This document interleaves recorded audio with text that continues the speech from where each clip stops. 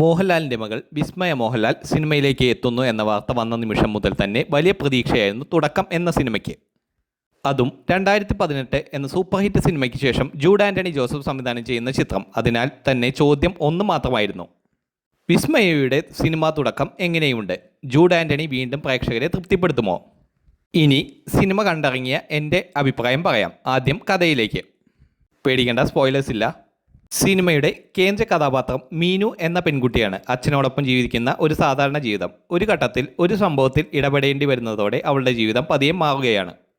അവിടെ നിന്ന് സിനിമ ഒരു വുമൺ സെൻട്രിക് ത്രില്ലറായി മാറുകയാണ്.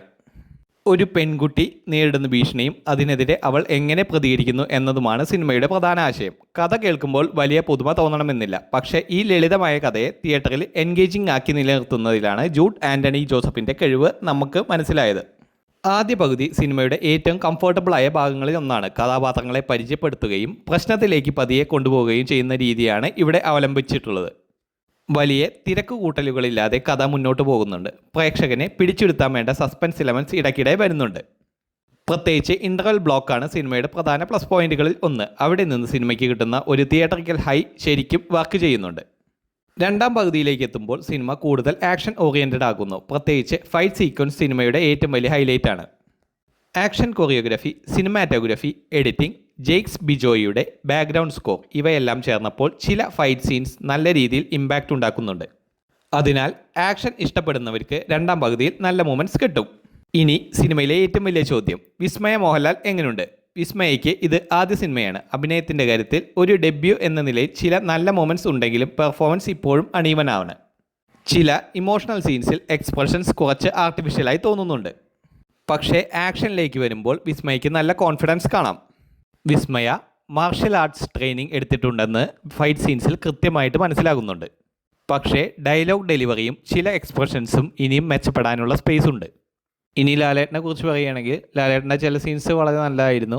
പക്ഷേ ചില സീൻസ് ആവശ്യമില്ലാത്തായിരുന്നു എന്നാണ് എനിക്ക് തോന്നുന്നത്. ഇതിലേറ്റവും കിടിലനായിട്ട് അഭിനയിച്ചേക്കുന്നത് ആശിഷ് ജോ ആൻ്റണി എന്നൊരു കഥാപാത്രമാണ്. അദ്ദേഹം ആൻ്റണി പെരുമ്പാവൂരിൻ്റെ മകനാണ്. അദ്ദേഹം ആൻ്റഗണിസ്റ്റായിട്ട് കിടിലനായിട്ടാണ് പെർഫോം ചെയ്തിരിക്കുന്നത്. ഈ സിനിമയിൽ യഥാർത്ഥ തുടക്കം കിട്ടിയത് അദ്ദേഹത്തിനായിരുന്നു. സിനിമയിലുടനീളം ഒരു ഡയലോഗ് മാത്രമേ അദ്ദേഹത്തിനുള്ളൂ. എങ്കിലും എക്സ്പ്രഷൻ കൊണ്ട് മാത്രം അദ്ദേഹം സിനിമയിൽ ഹൈ മൊമെൻറ്റ്സ് കൊണ്ടുവരുന്നുണ്ട്. ഒപ്പം തന്നെ സായി കുമാർ, മനോജ് കീജയൻ, KB ഗണേഷ് കുമാർ, ജാഫർ ഇടുക്കി, ബോബി കുര്യൻ തുടങ്ങിയവരും സിനിമയുടെ സപ്പോർട്ടിംഗ് കാസ്റ്റിൽ എത്തുന്നുണ്ട്. അവരെല്ലാവരും നന്നായി തന്നെ പെർഫോം ചെയ്തിട്ടുമുണ്ട്. ജെയ്ക്സ് ബിജോയുടെ ബാക്ക്ഗ്രൗണ്ട് സ്കോർ സിനിമയുടെ ആക്ഷൻ മൊമെൻറ്റ്സിൽ പ്രത്യേകിച്ച് നല്ല ഇമ്പാക്റ്റ് നൽകുന്നുണ്ട്. ജോമോൻ ടി ജോൺ ആണ് സിനിമാറ്റോഗ്രാഫി കൈകാര്യം ചെയ്തിരിക്കുന്നത്. ആക്ഷൻ സീൻസിൽ വിഷ്വലി നല്ല രീതിയിൽ ക്യാപ്ചർ ചെയ്തിട്ടുണ്ട് അദ്ദേഹം. ചമൻ ചാക്കോയുടെ എഡിറ്റിംഗ് സിനിമയുടെ പേസിംഗ് നിലനിർത്തുന്നതിൽ സഹായിക്കുന്നുണ്ട്. ഇനി സിനിമയുടെ നെഗറ്റീവ് വശം. സിനിമയുടെ ഏറ്റവും വലിയ പ്രശ്നം സ്റ്റോറിയുടെ പുതുമക്കുറവാണ്. സ്റ്റോറി കുറേ സ്ഥലത്ത് പ്രഡിക്റ്റബിളായി തോന്നി. കൂടാതെ ചില ഡയലോഗ്സും കുറച്ച് ഡ്രാമാറ്റിക് ആയി തോന്നുന്നുണ്ട്. വുമൺ എംപവർമെൻറ്റ് എന്ന സിനിമയുടെ സെൻട്രൽ മെസ്സേജിലും ചില കാര്യങ്ങൾ ഡിബേറ്റ് ചെയ്യാവുന്നതാണ്. അതായത് കഥ വലിയ പുതുമയുള്ളതല്ല. എന്നിരുന്നാലും അത്യാവശ്യം നല്ല രീതിയിൽ മേക്ക് ചെയ്ത ഒരു എബോവ് ആവറേജ് എക്സ്പീരിയൻസ് ആണ് ഈ സിനിമയിൽ നിന്ന് എനിക്ക് കിട്ടിയിട്ടുള്ളത്.